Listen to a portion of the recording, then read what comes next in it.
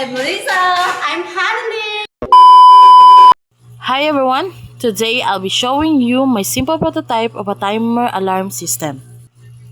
What is a timer alarm prototype?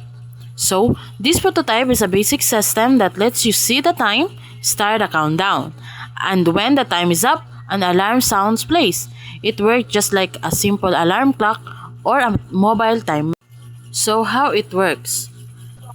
You enter the number of the minutes or the seconds, and then you click the start button. And then the time counts down in a real time. When it reaches 0, the alarm is ring. And that's all. Thank you.